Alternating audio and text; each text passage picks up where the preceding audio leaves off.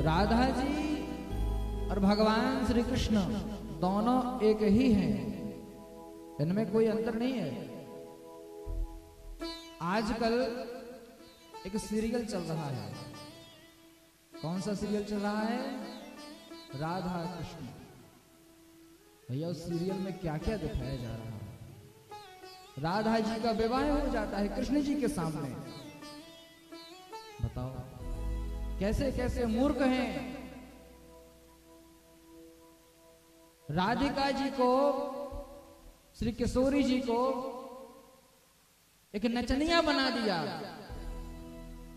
एक आम प्रेमिका बना दिया लोगों ने। ऐसे ऐसे मूर्ख लोग हैं। बॉलीवुड में गाना चलते हैं, मधुबन में राधिका नाचे। कोई प्रेमिका है क्या ऐरी गरी नथू खैरी कि यहां वहां नाचेगी? श्री किशोरी जी हैं,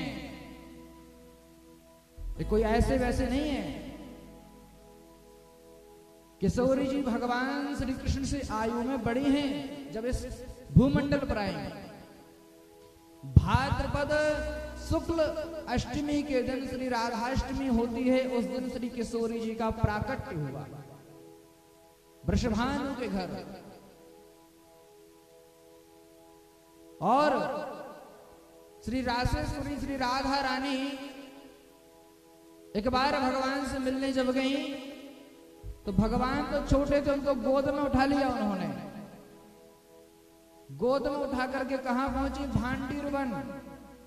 और भगवान उनकी गोद से अदृश्य हो गए। ये कोई बनी बनाई कथा नहीं है, गर्ग संहिता में लिखा हुआ है ऐसा, श्रीमद् भागवत में नहीं, गर्ग संहिता। यादवों के कुल गुरु कौन थे? गर्गाचार्य जी महामुनि, उन्होंने लिखा है ऐसा। जब भांडीर वन में पहुंचे भगवान, उनकी गोद से अदृश्य हो गए तो राधिका जी इधर उधर ढूंढने लगी, व्याकुल हो गई भगवान को पाने के लिए। फिर भगवान अपने दिव्य रूप में आए उनके सामने, तो राधिका जी प्रसन्न हो गई। और भगवान की माया से ही वहां पर ब्रह्मा जी भी आ गए। ब्रह्मा जी ने अपने तपोबल से वहां पर भांडीर वन में अग्नि प्रकट करी और श्री किशोरी जी का और भगवान श्री कृष्ण का विवाह संपन्न करवाया। ऐसे ही नहीं है,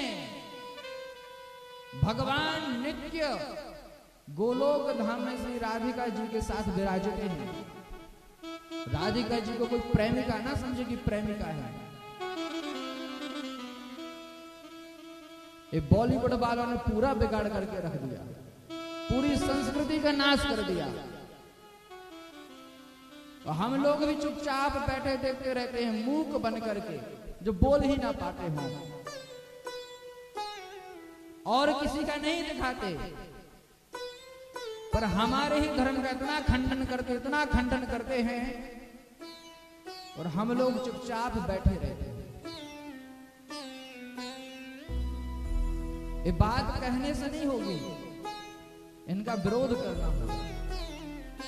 बताओ, वो सीरियल अभी तक चल रहा है, अभी तक वो सीरियल चल रहा है। कैसा कैसा दिखाया जा रहा है किशोरी जी को।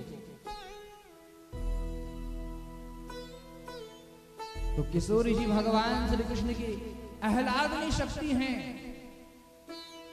राधा और कृष्ण दोनों एक ही हैं, कोई अंतर नहीं है। भगवान कभी इनसे अलग भी नहीं हुए। पर लोगों की समझ में वो कथा आए, वो बुद्धि हो, तब तो समझे उस बात को।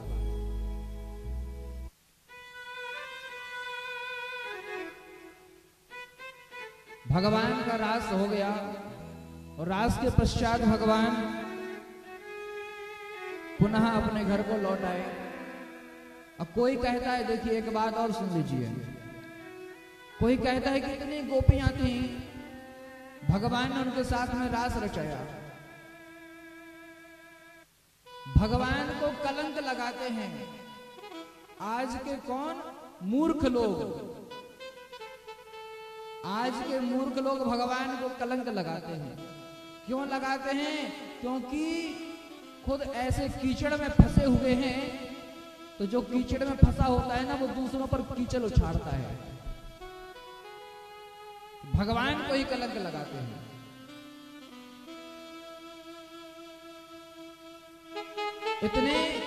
इतने ग्वालवाल थे ब्रजमंडल में, किसी की कोई पत्नी थी, किसी की बहन थी, किसी की बेटी थी, गोपियां, पर उन लोगों ने किसी ने भगवान से कुछ नहीं कहा। कारण यह है कि उन सब के समक्ष, उन सब के सामने उनकी पत्नियां, उनकी बेटियां, उनकी बहुएं, उनकी पुत्रियां सब सामने ही रहती थी। गोपियां ऐसे नहीं थी, इनमें योग शक्ति थी, बड़े बड़े तपस्वी साधु महात्मा थे ये, दंडकारण्य के ऋषि, और वेदों की श्रुतियां, ये सब लोग जो है भगवान का उस रस का पान करने के लिए रास मंडल में पधारे, गोपियां बनकर के आए भगवान की दिव्य माधुर्यमय लीला का रस पान करने के लिए।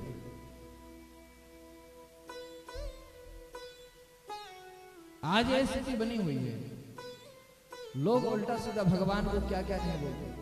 अभी श्री कृष्ण प्राकट्य उत्सव, हम जन्माष्टमी नहीं कहेंगे, क्यों? भगवान जन्म नहीं लेते। श्री कृष्ण प्राकट्य उत्सव, उसके उस समय पर किसी अमुक व्यक्ति ने इंस्टाग्राम पर एक पोस्ट डाली थी, जिसमें भगवान गोपियों का चिरहरण कर रहे हैं, एक वृक्ष पर बैठे हुए हैं, गोपियां नीचे खड़ी हुई हैं।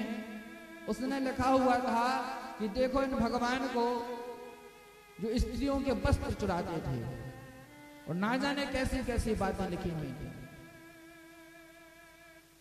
फिर कई लोगों ने, कई सनातनियों ने उसकी रिपोर्ट की, तब जाकर के उसने वो पोस्ट डिलीट की।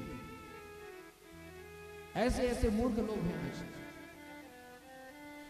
भगवान के सार को वही समझ सकता है जिसकी बुद्धि, जिसका मन भगवान में लगा हुआ है। सब लोग नहीं समझ सकते।